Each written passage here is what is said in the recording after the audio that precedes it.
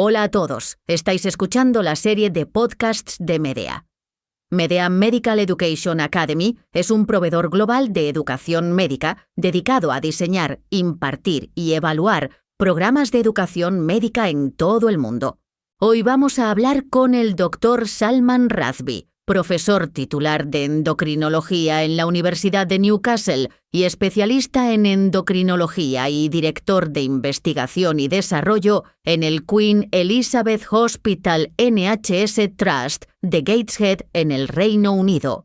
Este podcast, TSH, The Impact of Increasing Age and Increasing Weight, forma parte del programa de formación médica continua titulado Blended Learning Journey sobre trastornos tiroideos. Hello everyone, it's a great pleasure to be here with all of you. I'm Salman Radvi. Hola a todos, es un gran placer estar aquí con todos vosotros. Soy Salman Radvi, soy endocrinólogo y profesor titular en la Universidad de Newcastle, en el noreste de Inglaterra. Hoy hablaremos del impacto de la edad y el peso en las concentraciones séricas de TSH. Este podcast está dirigido a médicos endocrinólogos, en particular a los que tratan trastornos tiroideos, y también a personas que ejercen la medicina general.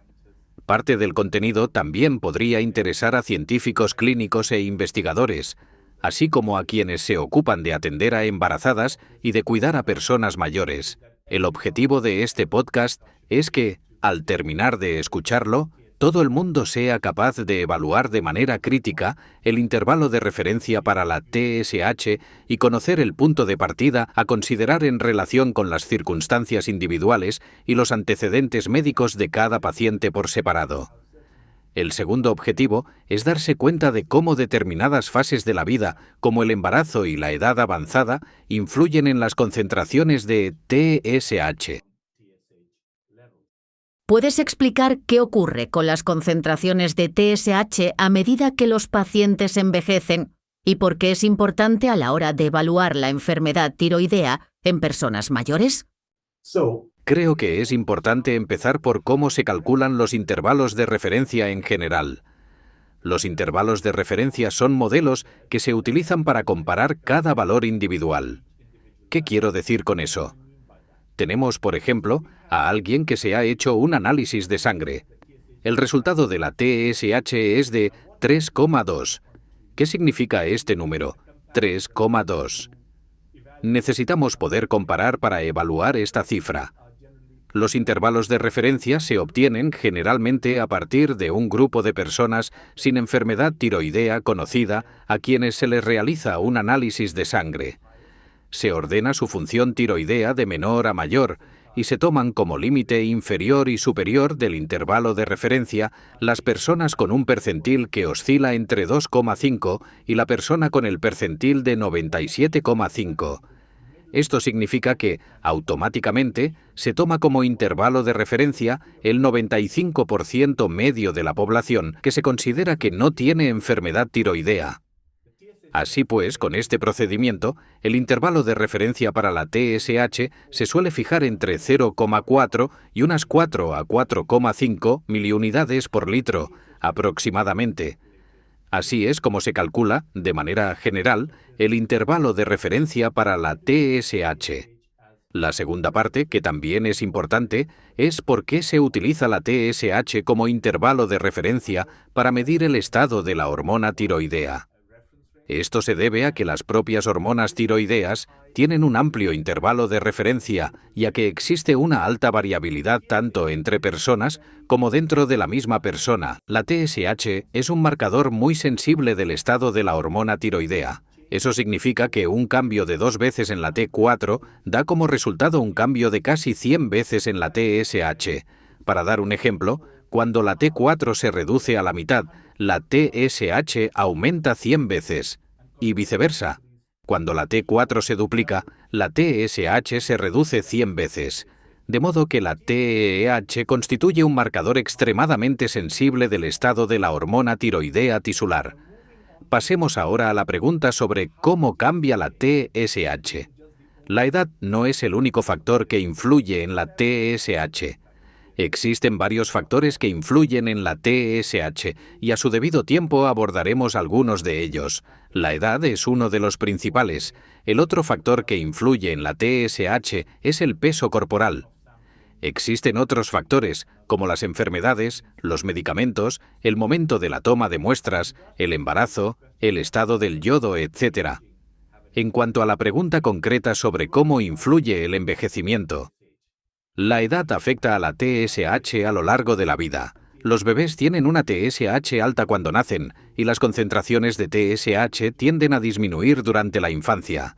Se estabilizan alrededor de los 17 o 18 años. Luego, alrededor de los 50 o 55 años, empiezan a subir de nuevo. A los 60, 65 o 70 años es cuando empiezan a crecer bastante. En diversos estudios se ha analizado el efecto de la edad en los intervalos de referencia para la TSH y ya hemos hablado antes de cómo se calculan estos intervalos de referencia. Si se toma a todos los adultos como un grupo homogéneo, el intervalo de referencia tiende a oscilar entre 0,4 u 4,5 aproximadamente. Sin embargo, si los adultos se desglosan en diferentes grupos de edad, en las personas mayores, el extremo superior del intervalo de referencia para la TSH tiende invariablemente a superar el 4,5. En algunos se han establecido u observado concentraciones de 5,5 en personas de 70 u 80 años, y en otros, sobre todo del estudio NHANES en Estados Unidos, se han detectado incluso concentraciones de 7 u 8, que es el extremo superior del intervalo de referencia normal. ¿Qué efecto tiene esto en el diagnóstico de una enfermedad tiroidea? Depende del intervalo de referencia que se utilice. Por lo tanto, con el intervalo de referencia general comúnmente utilizado para todos los adultos, se tiende a sobrediagnosticar hipotiroidismo en personas mayores, ya que las concentraciones de TSH tienden a ser más altas, de modo que una TSH de 5,5 a los 20 años puede ser alta. No obstante, a los 70 u 80 años probablemente sea normal. Y, de no utilizarse el intervalo de referencia adecuado, podría diagnosticarse hipotiroidismo. En general, suele diagnosticarse hipotiroidismo asintomático. Ahora bien, ¿qué impacto tiene ese diagnóstico? Podría dar como resultados que algunas personas empiecen un tratamiento con levotiroxina, cuando en realidad no lo necesitan. Esta puede ser una explicación de por qué, en general, las prescripciones de levotiroxina han ido aumentando con el tiempo.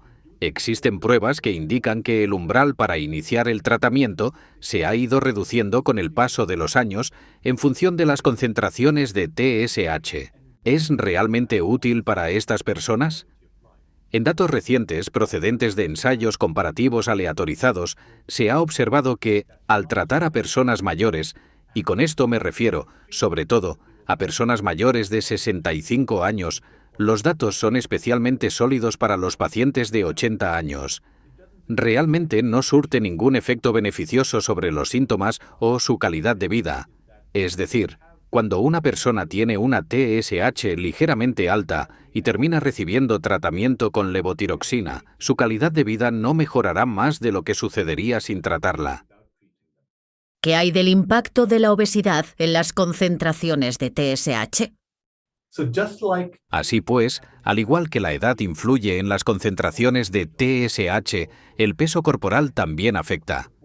En las personas con bajo peso, y el mejor ejemplo de ello son las personas con anorexia nerviosa, las concentraciones de TSH tienden a ser bajas. En este caso, este fenómeno puede deberse a diversas razones. Podría deberse a la alimentación, o al efecto de la propia anorexia sobre el eje hipotálamo-hipófiso-tiroideo. Sin embargo, a medida que el peso aumenta, y nos referimos en particular al efecto de la obesidad, es decir, un IMC superior a 30, las concentraciones de TSH tienden a ser más altas. La idea o el dato detrás de esto es que la grasa presente es químicamente activa. Fabrica adipocinas, y la leptina tiende a ser una de las adipocinas que participa en el efecto sobre la TSH. La leptina estimula la liberación de TRH, también llamada hormona liberadora de tirotropina, desde el hipotálamo. La TRH aumenta tanto la fabricación de TSH como la de prolactina, lo que conduce a un aumento de la TSH y de las concentraciones de T3 libre.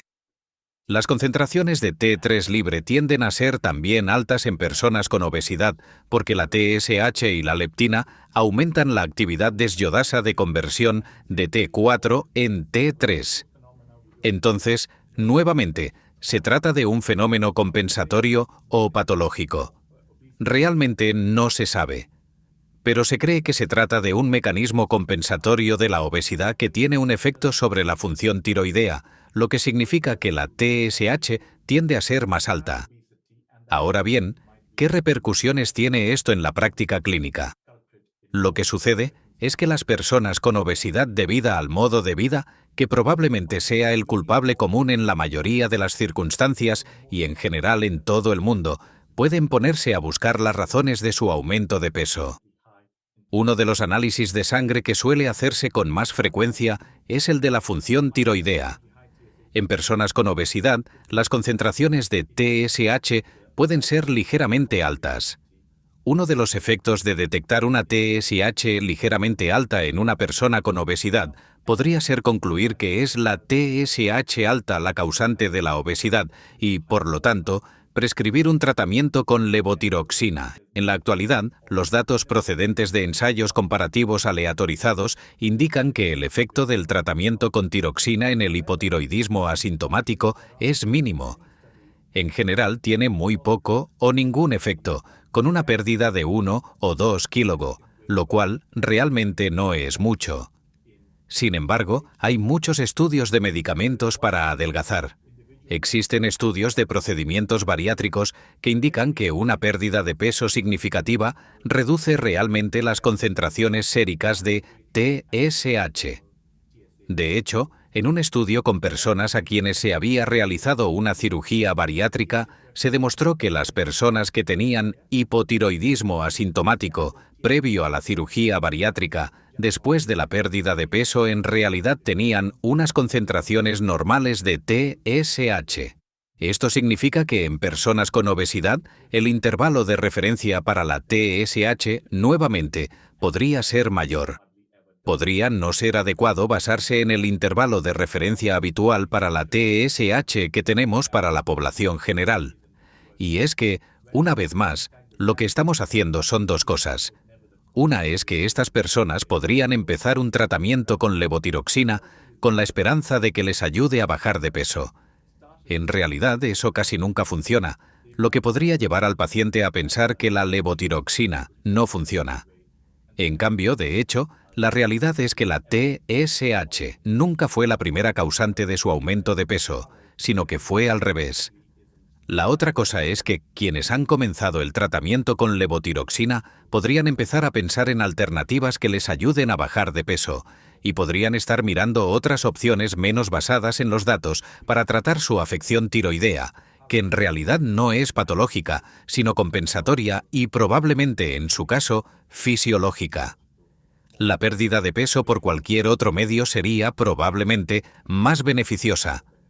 ¿Qué consideraciones especiales se deben tener en cuenta para las concentraciones de TSH en el embarazo? El embarazo es otra situación en la que cambia la función tiroidea.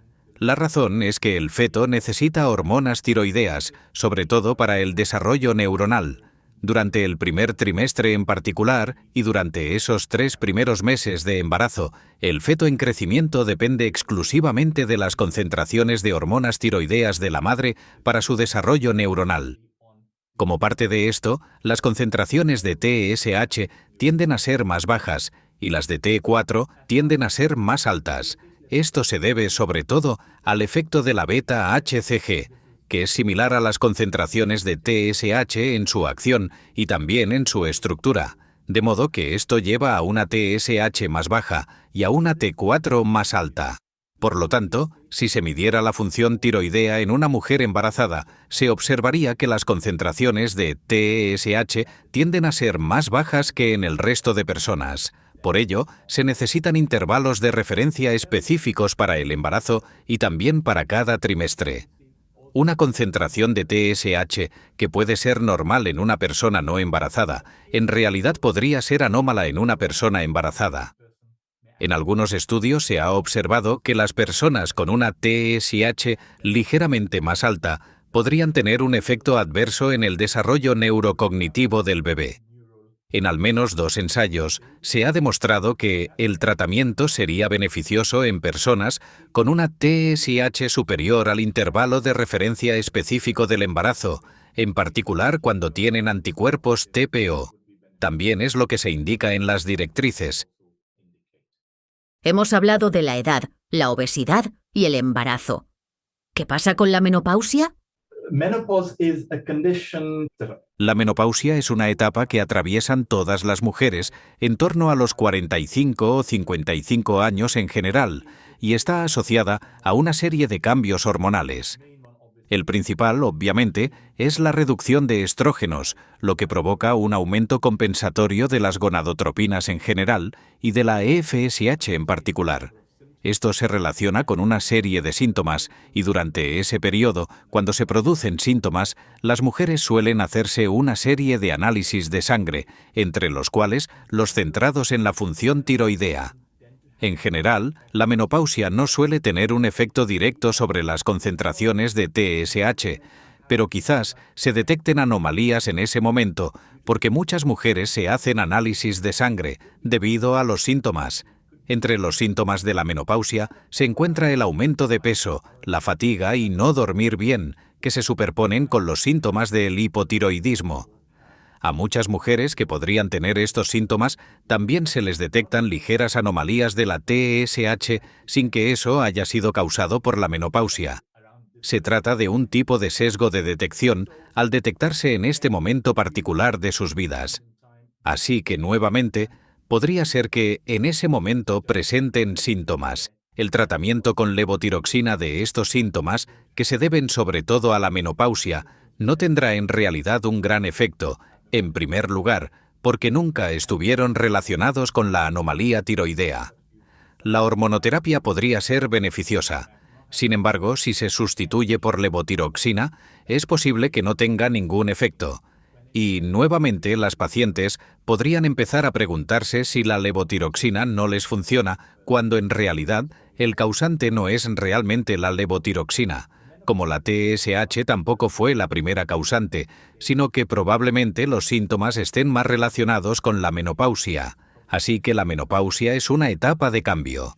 Durante esta etapa suceden muchas cosas y, en este grupo, es probable que detectar ligeras anomalías en la TSH sea un efecto secundario debido a un mayor sesgo de detección en lugar de una causa y efecto directo. ¿Qué mensajes clave podemos llevarnos a casa al final de este podcast? I think there are a number of take-home messages. Creo que hay diversos mensajes clave. El primero y principal es que el intervalo de referencia para la TSH debe adaptarse a cada persona. Por lo tanto, en niños pequeños, mujeres embarazadas y personas mayores, el intervalo de referencia para la TSH debe ser diferente al de la población general. Hay que tener en cuenta los síntomas del paciente, su edad y la concentración actual de TSH. En general, si la TSH es superior a 10, probablemente sea anómala, sea cual sea la edad del paciente. Sin embargo, si es inferior a 10 y en caso de obesidad o de tener más de 80 años, es muy probable que solo se trate de una diferencia normal debida al peso o a la edad. Tratar a todo el mundo con el mismo criterio no funciona. Sobre todo cuando se va a iniciar un tratamiento, ya que va a ser para toda la vida y podría ser perjudicial, algo que ni siquiera deberíamos plantearnos. El segundo mensaje clave sería que el tratamiento con levotiroxina debe considerarse como un fármaco real y no como un suplemento hormonal, y que deben tenerse en cuenta los efectos a largo plazo del tratamiento, tanto los beneficios como los adversos. Tratar o hacerlo de manera excesiva comporta efectos adversos para la salud ósea, en la regularidad del ritmo cardíaco, etc., por lo que tampoco están exentos de inconvenientes. Debemos ser cuidadosos a la hora de identificar quién se beneficiará del tratamiento.